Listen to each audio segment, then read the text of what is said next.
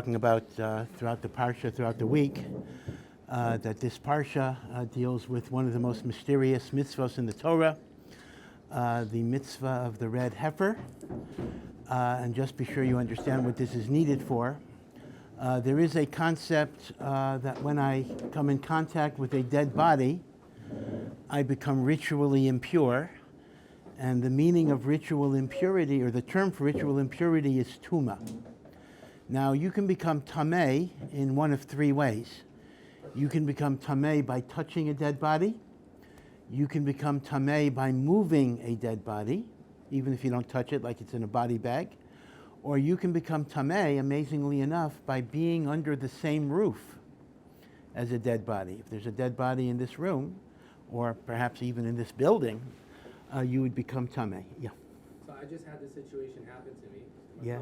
Yeah. And we went to some walk, and I ended up walking into this, but nobody told me anything, nobody said anything. We walked into a place where there was like a dead body buried under Yeah, or whatever. yeah. It was under just the tarp. That's correct. And nobody told me anything, and then I went to talk to the rabbis, and they said because it was a genuine mistake and I didn't know and whatever, there's whatever.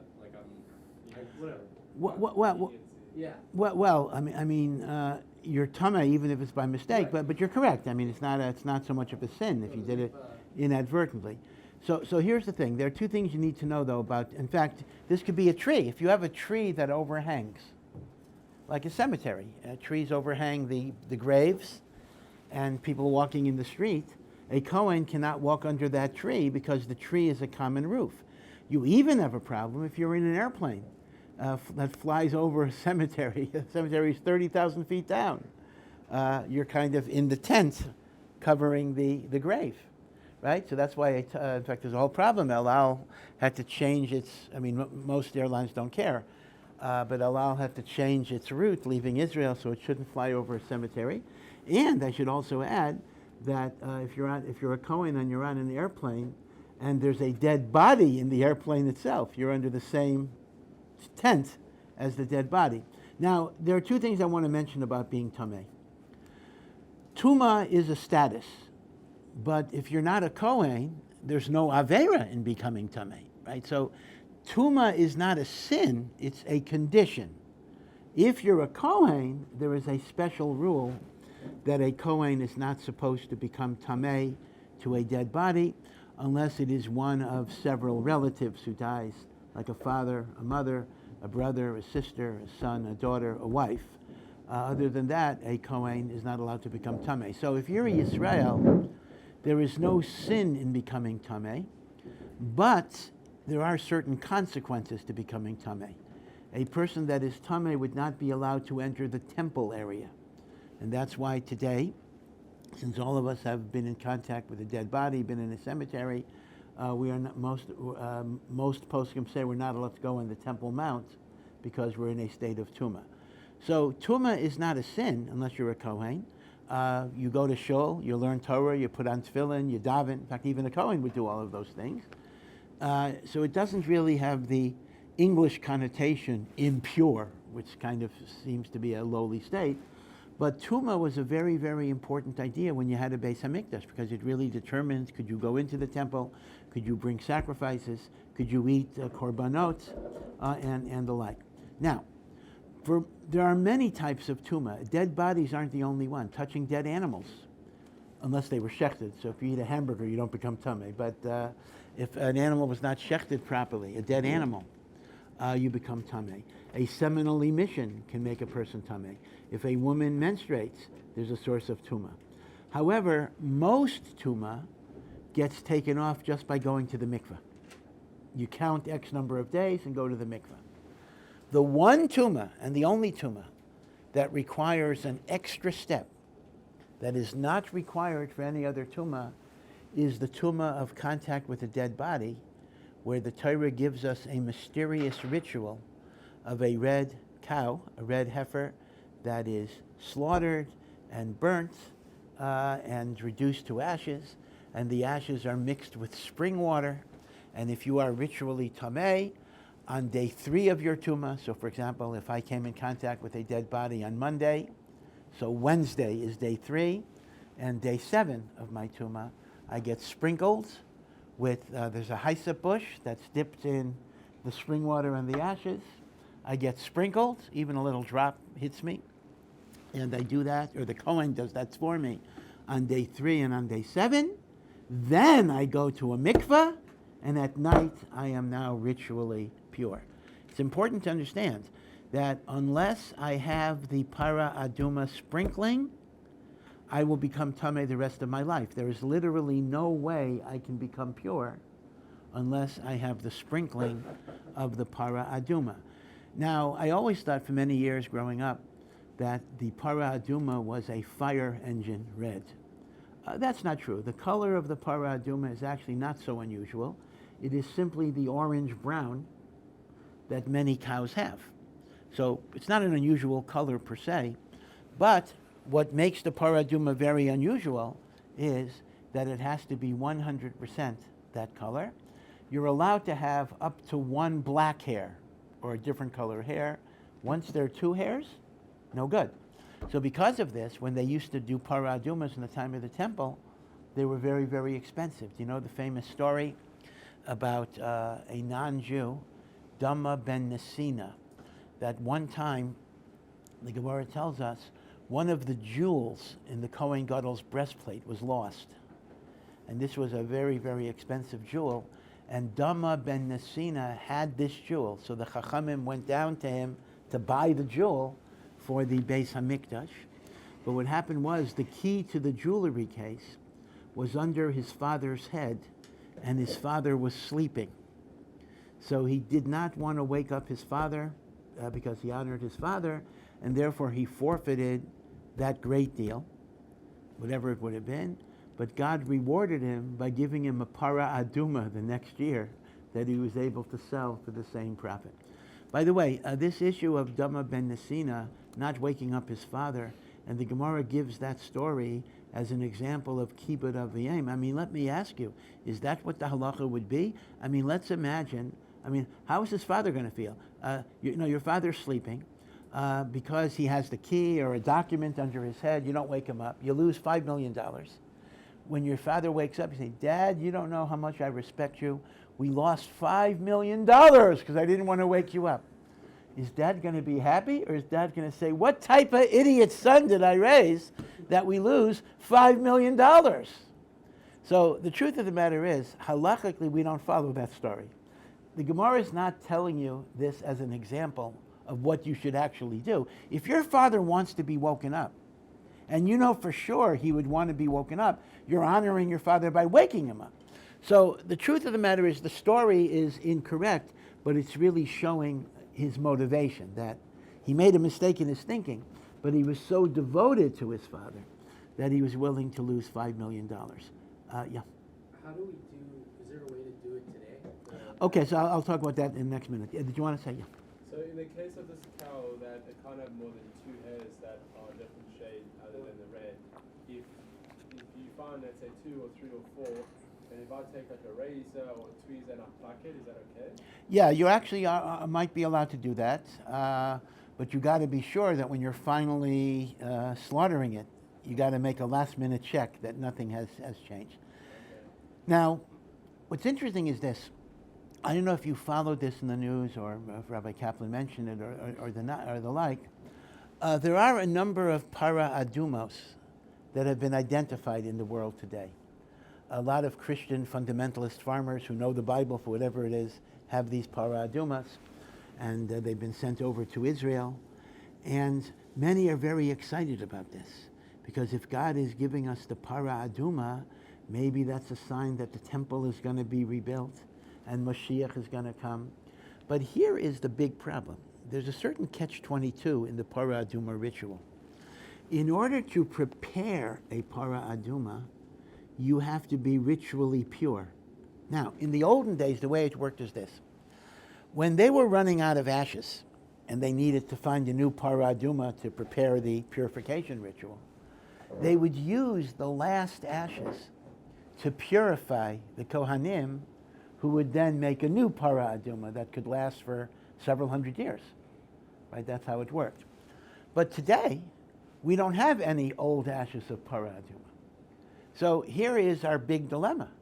even if we have the Parah Adumah, we don't have, no, we have the cow, we don't have the ashes yet. We don't have the means to prepare it because nobody is pure until they've been sprinkled with the ashes of the Parah Adumah. So we have this thing, and we really can't do anything about it. So what's supposed to happen?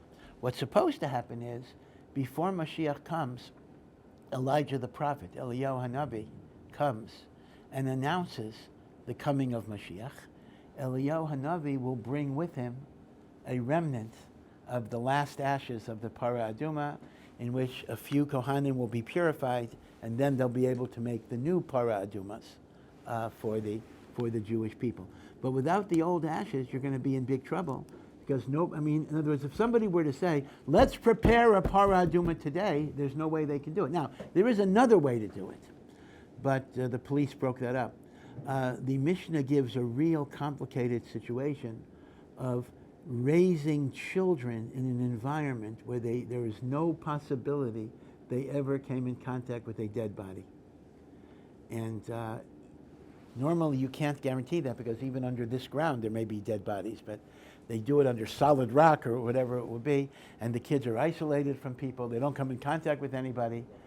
They're kind of raised in this tumah-free environment, and when they get old enough, they could do the Parah Adumah. So there was a group of maybe somewhat fanatical people who started, gave birth to babies in these super isolated conditions. I believe the police broke it up because of suspected child abuse and the like. So that's not really a practical way. So basically, even if we have all of these Parah Adumahs, we can't do anything with it until Eliyahu Hanavi comes back and brings back the old ashes. Now, let me point out that according to our tradition, from the time of Moshe until the time of Mashiach, we'll only have 10 Parah Adumahs. And if you think about that, that's kind of miraculous, because remember, for the pilgrimage festivals and the like, where all the Jews came to Jerusalem and came to the temple, you had to purify hundreds of thousands, if not millions of people several times a year. So how does it last? So you have to understand something just in terms of the procedure. You mix the ashes in spring water, but you could actually have like tons of spring water and just a little ashes. And when people are sprinkled, they don't have to get sprinkled with the ashes. The water, when it comes in contact with the ashes, has this purification power, and therefore it can actually last. And you keep on, and when the water gets low, you put in more water on the same ashes. So as a result, it could actually last hundreds and hundreds of years, even for hundreds of thousands or even millions of people.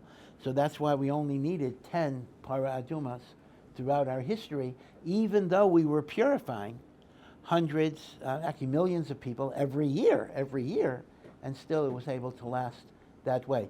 And in fact, you didn't even have to go to the temple. There were regional sprinkling centers.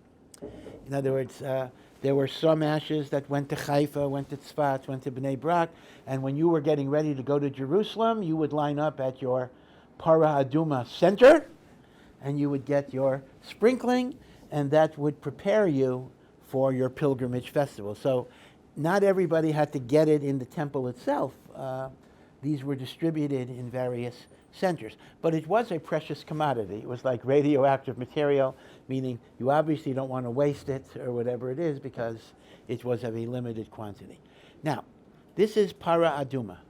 Again, it is only needed for one thing. There is only one purpose of Parah Adumah, and that is, it is a purification ritual for people who have come in contact with dead bodies, and it primarily was necessary if you wanted access to the temple or to the sacrifices and the like. Meaning, if you were not going to the Beis HaMikdash, so it really didn't affect your everyday life, because I could be tamei and go to shul and do everything else. Now, there is a paradox in Parah Adumah. And this is why Parah Adumah is considered to be so mysterious and so inexplicable. And that is, on one hand, it purifies people that are tamei, right? You get sprinkled on day 3 and day 7, go to the mikveh, you're pure. On the other hand, everybody who handles the ashes becomes ritually impure. So the same thing that makes the impure person, the tameh person, tahor, makes the tahor person tameh. Now, I want to raise... They're all Kohanim, right? The people handling him are Kohanim. They're Kohanim. That's correct. What? Which is a further paradox. Now, I want to just mention. Say again. Did you go to the mikveh? Well, yeah. So let me explain this. I'm going to raise a straw man question, which is not really a question, but it's a question that you might wonder, and that is, if the people that handle this, the Kohanim, become tameh, so aren't you always going to be left with the last guy holding the bag? Meaning to say like this: you're tameh because you were in contact with a dead body. So let's assume I'm a Kohen, just for illustration. So I sprinkle you with the Parah Adumah water, so I'm tameh. So then I got to be sprinkled with the Parah Adumah water, so I'm tahor, and the guy that did it to me is tameh. So someone does it to him. So There's always someone there's going to be a last guy who has no way of getting That's why I tahor. was asking you, can you go to the mikveh? Because that way the Kohen doesn't need to get sprinkled. He just goes to the mikveh. So the answer is actually very, very simple. The tuma of contact with Parah Adumah is not a tuma that needs Parah Adumah. Remember, Parah Adumah is only for corpse tuma. In other words, contact with the dead. If I'm tameh because I was handling Parah Adumah water, that's a regular tuma. It's only one day, and it's not 7 days. And all I have to do is go to the mikveh. So that's going to be the answer, meaning I sprinkle it on you, you're tahor, I jump into the mikveh the same day, and by nightfall, I'm going to be tahor. Right? So that's why you don't have the last guy holding the bag problem, because he doesn't need the sprinkling of the Parah Adumah. But still, it's a paradox, right? This is the famous statement that the Chachamim say, mitaher es hatmeim. It purifies those who are tamei. Umitamei, but it contaminates es hatahorim, those who are pure. A paradox. And this was seen to be such a difficult contradiction that it says that even King Solomon, Shlomo HaMelech, who was the wisest of all people, and he gave reasons for every commandment of the Torah. He understood every single thing. When he got to Parah Adumah, he said he was stuck. It says in Koheles, one of the books that he wrote, Amarti echkama, I said to myself, I want to be wise. V'hi rechoka mimeni, but I see that the wisdom is very, very far from me. In other words, I just don't get Parah Adumah. And the commentaries say, an interesting thought, that when he realized that Parah Adumah, he did not really understand the mitzvah of Parah Adumah, he actually inferred that the rest of the Torah he didn't understand either. In other words, I thought I got it, but I see from this one that I'm not getting it, and if I'm not getting the full meaning of this one, I don't really understand the other one. Nevertheless, it is very, very fascinating that in spite of the fact that this, and that's why, by the way, it's called a chok. Chok. Chok is a term for a law that we don't understand the reason, meaning a lot of the Torah makes perfect sense. Don't kill, don't steal, most of us understand that. Even things like observing Shabbat to commemorate the creation of the world, we understand that. Pesach to commemorate the Exodus. So many, many mitzvahs of the Torah have reasons that are accessible to our intelligence. But the word chok applies to the mitzvahs of which we don't understand any real reason for it. And that's why the parsha begins. This is the chukas HaTorah. This is the chok par excellence, which is called the Parah Adumah. Now you'll note it says the way the Torah begins. It says Zos chukas HaTorah. This is the chok of the Torah. So Rav Chaim Shmulevitz offers a very beautiful idea. He says, if you want to measure a person, or you want to know for yourself, am I truly serving God? Or am I simply following my own agenda? you have to look at what is your attitude towards chukim. Because when I serve God by doing the things that make sense to me, I don't really know, am I serving God or am I just doing what makes sense to me? So how do I know? How does one know whether you're objectively serving HaKadosh Baruch Hu? The answer is, do you do the stuff that doesn't make sense? When you do the stuff that doesn't make sense, that can only be because you're serving God. So a Chok is really exemplary of a person's attitude towards Hashem. I am an Eved of Hashem. And this is Bichlal, a paradox, an important paradox in Judaism, that on one hand, there is no religion in the world that has ever put such a premium on learning, on studying, on understanding, on analyzing. I mean, the most important mitzvah is learning Torah. So we don't say blind faith. We don't say don't ask questions. We don't say don't think about things. The whole life of a Jew is to think and to analyze and to try to understand. That's one side of it. But there's an opposite side that says, as hard as we try to understand, we're going to hit a wall. And we have to have the humility to accept God's word, even if I don't understand it. So Judaism is full of paradoxes. That's kind of what makes it so interesting. There is the paradox of trying to know as much as you can know and to understand as much as you can understand, and at the same time have the humility and submission to the Almighty that I'm going to hit a wall and there's a lot of stuff I'm not going to understand, but I do it anyway because I am a servant of God. And part of being a servant of God is I follow the orders, even if they don't make sense to me. So that's the interesting paradox of using your intellect and using your mind and trying to understand, and at the same time being willing to do stuff that you don't understand. And that's what Parah Adumah kind of brings out. But I want to share with you, in spite of the fact that this has been identified as paradoxical and contradictory, there are Hasidic Svarim that try to give you some little bit of an explanation for it. And let me go back to this idea. Originally, when Adam and Chava, Adam and Eve were created, we were supposed to live forever, right? Our original situation was we were to live forever in the glorious Garden of Eden. Death came into the world because of the sin of eating from the fruit of the tree of knowledge. And in the Torah, this is a very, very mysterious parsha. I'm not going to go over that at length, but just the basic story you know. There was this snake that somehow was able to talk and perhaps even walked on two legs, almost like a human. And the snake enticed Chava to eat from this fruit. And then she enticed, by the way, it wasn't an apple. It's interesting why in Western art, the fruit of the tree of knowledge is always portrayed as the apple, right, the forbidden apple. Chazal have many different opinions. What fruit was it? The one opinion that doesn't appear is apple. Like it might have been an esrog. It might have been wheat or barley, not even fruit. It would have been grain. It may have been figs, because that's why they did the fig leaf afterwards. It may have been the grapes of the vine. So many possibilities are mentioned, except Badafka, the one that is not mentioned, is an apple. So I don't know where apple came in, but okay.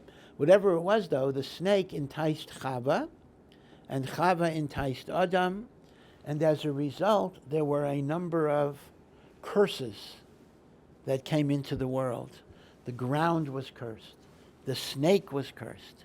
Chava was cursed with the pain of childbirth. And Adam was cursed. By the sweat of your brow shall you get your bread. Things are not just going to come to you without all of that difficult effort. And the whole world changed, and maybe worst of all, we lost the gift of immortality, and death came into the world. Now, granted, in those times, people lived a lot longer. Adam himself lived 930 years, so he had a pretty long life. But 930 is not the same as immortality. Death came into the world. because of the chait of the Eitz Hadas.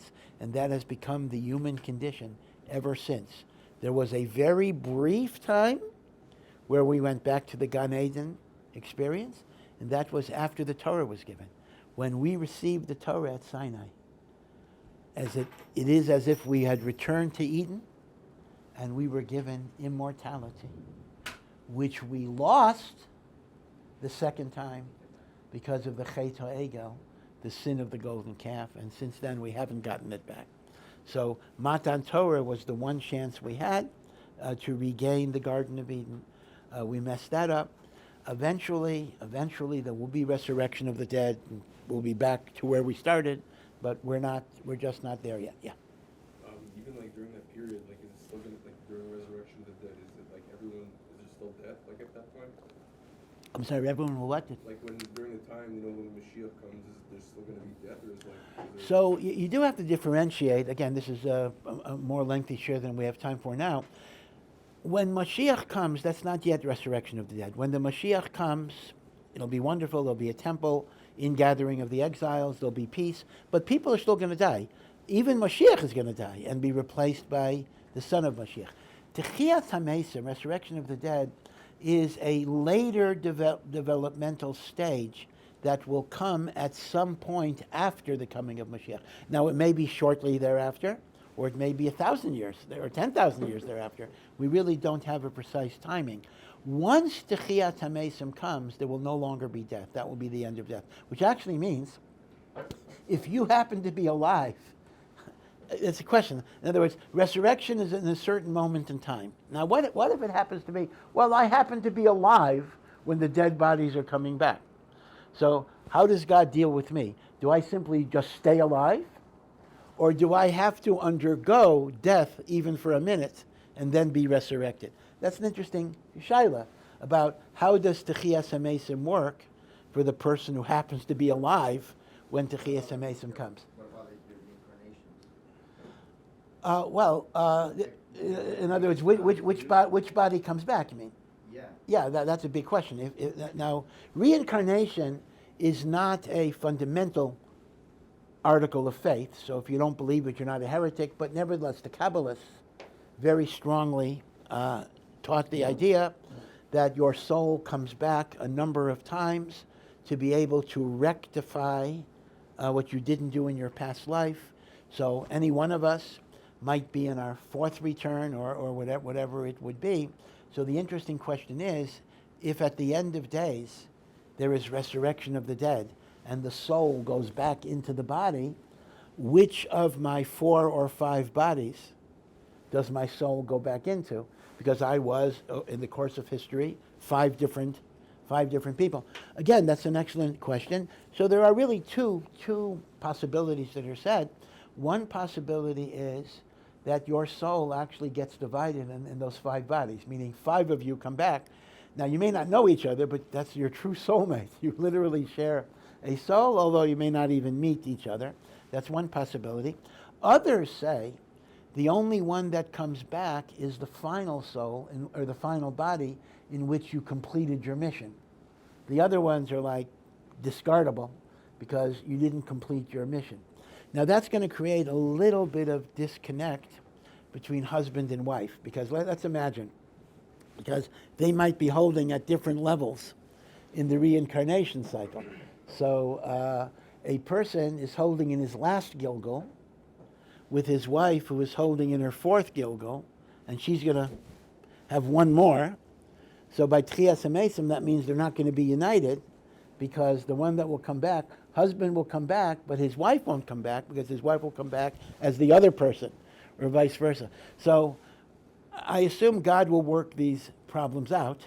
So we don't really know, but that's going to be the machlokas. Now, if you say everybody comes back, then it's relatively simple. So I'll be with my wife, and my earlier life will be with his wife, and everything is going to be fine. Mm-hmm. But if once you start talking about only the last one, problem is husband and wife are not necessarily in the same cycle at that point. Okay, so death came into the world. Yeah. Assumes that if they are on the same wavelength, every marriage that people died with will be reinstated when they return. That's the normal assumption. That is the normal assumption. Now, that's an interesting question. If God forbid the marriage was not a happy marriage, does that condemn you for eternity? So what is it? So get your divorce in, get your get in early, right? Because if you wait too much, okay. Again, there's a lot of things we don't know. And in fact, the Rambam himself writes a little derisively. People were asking all these questions about reincarnations and who are you going to be with. The Rambam says, we just don't know the answers to these questions. We're going to have to wait and see what happens. There's much that we don't know. We just know there'll be a resurrection of the dead. Now, here is what Rav Tzadok, a great Hasidic Rebbe, says. What was the Nachash's argument? How did the Nachash entice Chava to eat from the fruit? So Rav Tzadok says, the Nachash used the line, the day that you eat from the tree of knowledge, you will be like God with a true understanding of the nature of good and evil. Now, this is a mysterious verse to be sure, but Rav Tzadok says the Eitz Hadas was marketed as a God pill. Take this pill, you will be God, or like God. That's the ultimate ego trip. Now, in many ways, we are godlike. The Torah says we are created in the image of God. Our souls are actually not created entities. Our souls are the breath of God. See, that's very different. God created cows by saying, let there be cows. But God created the human soul not by saying, let there be souls. God breathed into us his breath. That actually means, in ways that are very hard to really conceptualize, our souls are part of the life essence of God. Our souls are not a created entity. Our souls are the breath of God himself. So we are godlike. We have autonomy, we have free will, we have wisdom, we have the power to control and manipulate nature in many, many ways. But when that turns into the arrogance that we're equal to God or we don't need God, that becomes very destructive. So death came into the world. Death came into the world because of arrogance, because of the human being assuming they could be God. And therefore death is the ultimate reminder that as godly as we are, as creative as we are, as powerful as we are, there's an unbridgeable gap between creator and created, and that is immortality versus mortality. Seen in this way, death is not a punishment. It's just a teacher. It makes us realize that we're not God.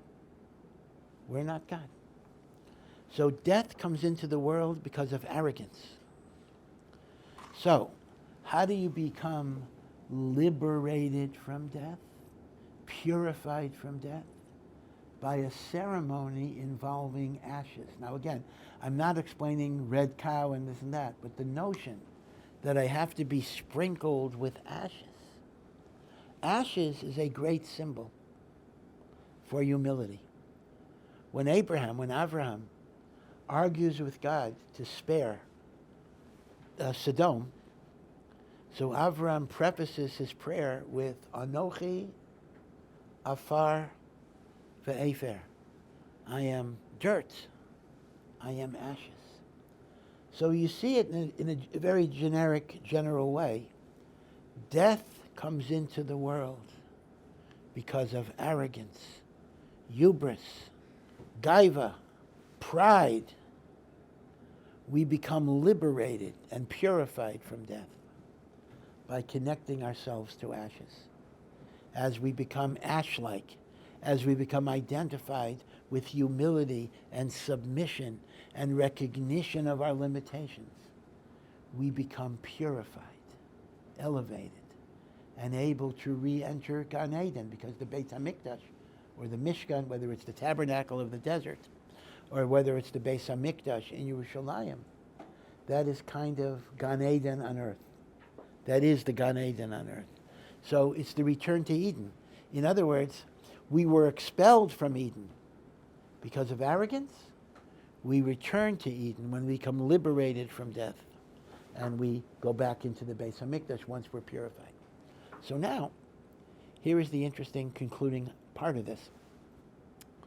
On one hand, arrogance, what we call gaiva, hubris, is a very, very despicable trait. It says God hates, God despises the arrogant and the conceited.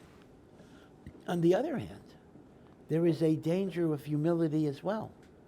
Because if a person thinks they're worthless, if a person thinks they're insignificant, then a person, number one, can get depressed, you can get paralyzed, you can get despondent, and you'll begin to question whether your service of God is even worth it. Why should I learn? Who am I that my Torah should matter to God? Who am I that my davening should make a difference? So side by side with humility and modesty, there must be a self-esteem in your life that I matter, that I'm significant, that I have a purpose in the world, that God does not make junk. And there are things I can accomplish, and therefore I must accomplish because I make a difference. Paradoxical. This is encapsulated in a very famous saying that I actually, many of you have probably heard, that it's from a Hasidic Rebbe as well, Rav Bunim, that a person has to keep two ideas in their two pockets at all times. One is, I'm dirt and ashes, I'm a nobody. The other is, Bishvili Nivra Ha'olam, because of me, God created the world. Meaning God made many dogs and many cats and many cows and many horses. He only made one man, one woman. Why? Why didn't God make a lot of people like he made a lot of dogs? The Mishnah says, because each person must feel the whole universe would have been worthwhile just for me. So these are paradoxical. If I just had the attitude, because of me the world was created, I would be selfish, arrogant, and conceited. If I just had the idea I'm dust and ashes, I would just be passive, I wouldn't do anything. You got to live with both of those ideas. So now, this may partially explain the paradox of Parah Adumah. The ashes purify, and the ashes contaminate. Ashes, symbol of humility. In a good way, I'm humble. I realize that any talent that I have comes from God, and I will use it in God's service. Those are the ashes that purify me. But if the ashes turn into self-loathing, an absence of self-esteem, a failure to recognize your abilities and your talents, then they become contaminating. So maybe there's a remez here, an illusion in the paradox of Parah Adumah, that humility, as wonderful as it is a double-edged sword that can cut in different directions. It can lead you in the path of purity, and it can also lead you on the path of impurity. And therefore a person needs to know. It's been well said that if a person is unaware of their faults, they are just an idiot. If I think I'm perfect, that's just stupid. In fact, that's the greatest imperfection, is not even having the understanding that I have faults. But if a person does not recognize their strengths, a person does not recognize their positives, a person does not recognize their inner greatness, that's a tragic person, because they'll never realize the life that Hashem wanted them to live. There's a whole life that is there for us to kind of fill. And if I'm not aware that I have the tools and the capacities to do it, I'm never going to do it. And therefore, within Judaism, there is a very, very important idea to recognize your inner strength. And as Rav Tzadok writes, just as a person must have faith in God, he must have faith in himself as well. Part of having faith in God is to believe that God has given you the wherewithal and the abilities, the talents to be able to make a difference in this world. So this may be, again, a very partial explanation of the paradox of Parah Adumah. Yes, sir? Did you want? Yeah, yeah. I mean, yeah, doesn't God say it's like rely on yourself before you become a miracle? Well, that's correct. I guess that would be a reflection of that. This is an interesting point. You know, in some religious traditions, faith in God is a very passive thing. Like, you know, you get sick, you don't go to a doctor. God will take care of me. People say, if God wants me to die, I'm going to die. And if God doesn't want me to die, I'm not going to die. Why should I go to a doctor? Why should I go to a hospital? Why should I work to make a living? If God wants to support me, he'll support me. And if God doesn't want to support me, even if I go to work, I won't be successful. In other words, emunah, faith, can sometimes be distorted into a very passive idea in which you just wait for Hashem to do everything.